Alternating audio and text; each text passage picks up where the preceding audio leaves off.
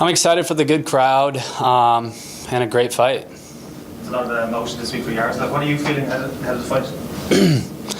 You know, I've said it before and I'll say it again, is we obviously feel for him.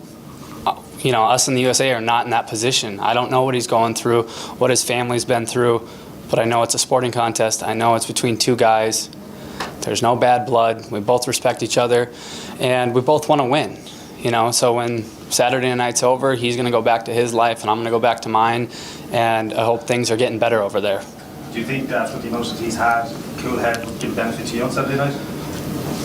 He's a competitor. Obviously, it's tough what he's been through, but, you know, we have 25 minutes to settle that, and I think, you know, that kind of stays outside the cage, obviously for me and for as much as it can for him. He's already got a win over you in the record. Does that play any factor on Saturday? No, I mean, it was a close fight, a fight that I thought I did enough, split decision, and so I have to make the small changes to get the W on Saturday. You talked about the first fight there, and obviously it was a very close fight. What do you think are the deciding factors that will be different over 5 rounds in this fight? I think that fight, if you look at it's a few small scrambles and positions where I let him get a better, get a more dominant position. I would get a dominant position, and it kind of went back and forth. And so this fight, I need to make sure that those positions are mine. And really, I think that's what it'll come down to, and the 25 minutes. You know, there's a big difference when you walk out for round 4 and round 5 compared to just 15 minutes. So, you know, I'm excited and I'm ready. I know I did a lot of, not majorly different, but 25 minutes is different, and I've been through 2 of those fights in the last year, and I know that my body is ready. Obviously, most fights you're relatively easily able to take your opponents down. That wasn't the case against Amasov, obviously, because he's a very good wrestler as well. Did that fight make you change your game and make you kind of rethink MMA at the top level? I think it made me grow. I had to grow. I had to, mid-second, we started throwing, you know, landed some good shots, and really had to push the pace harder than either of us have ever pushed during a fight, and I think that made me grow. And then obviously you look at the Gracie fight, that was 25 minutes of on the feet the whole time. So I think when my career is over, I'll look back at that Amosov fight and realize how much I grew during that process. With that Gracie fight, obviously you said it was all striking. It was clear the improvements in your striking and that. Some would probably say he had the advantage in the first round of the first fight anyway.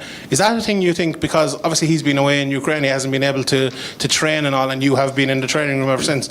Is that a thing maybe this time you will have an advantage on the striking compared to last time?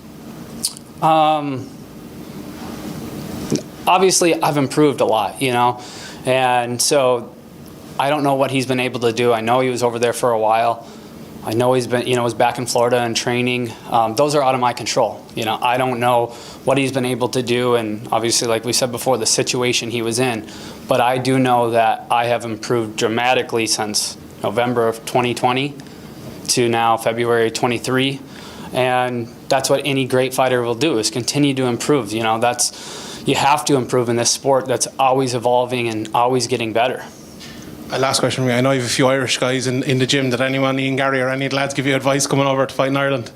Yeah, you know, me and Ian spent a lot of time together and just really enjoying the crowd and, you know, some places to see and relax over here. But, you know, he's a great training partner, and it was good to have Ian part of it, especially with his striking skills. Thanks. With the first fight being so close, is there a temptation to redo your plan, or because it was such a fine margin, you'd rather it was a more conclusive first fight, so you don't have to change? So what's the difference then between the small adjustments in this fight and then making wholesale changes? I don't think you change who you are. I don't think either of us will change who we are. I just know that you have to get better, and I think like I said, I've proven that over the last few fights. And you have to put things together, you know, not just diving in on a shot, using your hands, setting things up, and winning those scrambles and winning those small situations where you don't let him get the upper hand and score on the judge's scorecard. So I think that's really what this fight will come down to, is those small positions and who can continue to push this pace for 25 minutes, because that first fight, we were both dog-tired at the end of 15, and it was a lot of wrestling. You know, a wrestling match is only 7 minutes. Now to do that for 25 minutes, that's a whole different ball game. So I think we both have made improvements, and I'm ready to do it. The fight with MVP, Scott Coker, came out afterwards and said he felt MVP won. How did that make you feel in the aftermath of that? And do you feel any additional pressure because of that going into this one? I mean, to each their own. Everyone has their own opinion. The judges thought that I won. A lot of people thought that I won. I thought that I won. And so I have a belt, and I got the W. It doesn't matter. That's over and done with in the past. Just like that first Amasov fight. It's in the past. You know, we can't change it. So, but besides that, I think I want to go out there and put on a dominant performance. I want to show everyone how great I am, and that's what my plan is. And finally, a friend of yours, Michael Chandler, is going into Tough now. There's a rumor you might be joining him on his coaching staff. Is there any truth to that? You know, me and him talked.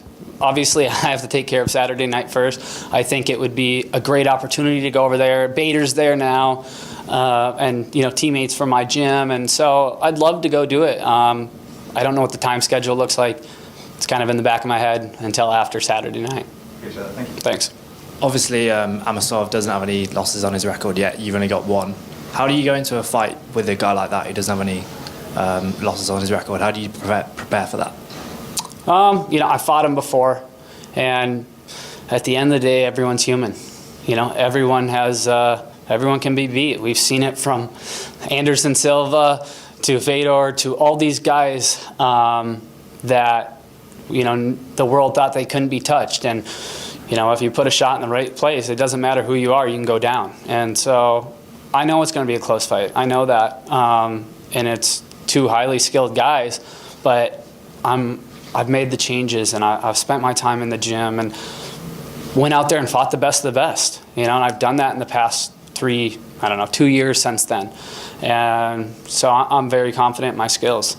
Fighting out of Sanford, there's a lot of talent in your gym. How have they affected your career, and how have they affected your training camp with the growth that you've had to have? Yeah, so now we're Killcliff FC now, and if you look at my teammates with Gilbert Burns, Shavkov, you know, Kamaru was there before, Vicente, Bilal's been in before. That's, I don't know, 5 of the top 10 guys right there. And then middleweight, you know, we have all these guys coming in. I think it does something for you to go and watch your teammates perform at the highest level in different organizations and be dominant. And that gives us confidence going into our fight. You know, we've trained with that guys, you know, done a lot of the same things. And so for us, I think we just keep building off each other, just like any good wrestling team, good football team. You know, you build off of each other, and those wins keep stacking up. You mentioned all the elite welterweights that you're training with there. Obviously, coming into the rematch, the whole story here has been about Amasov, you know, being away at war. Do you think it's possible for him to have leveled up to the same degree as you have when you're in with those guys day in, day out, where, you know, there's distractions for him outside the cage?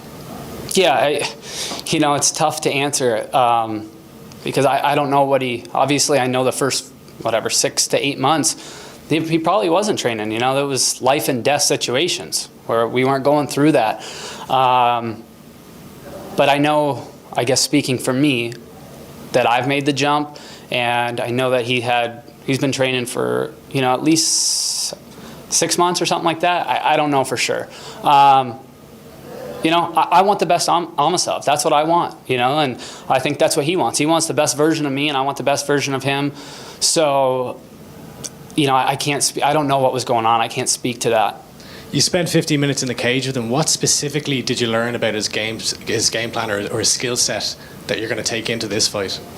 Oh, what I learned was he's very good with his single leg defense. He's got really good darces, guillotines, and he's good at, he doesn't ever throw and be off balance. You know, everything's a touch and a move, good rhythm.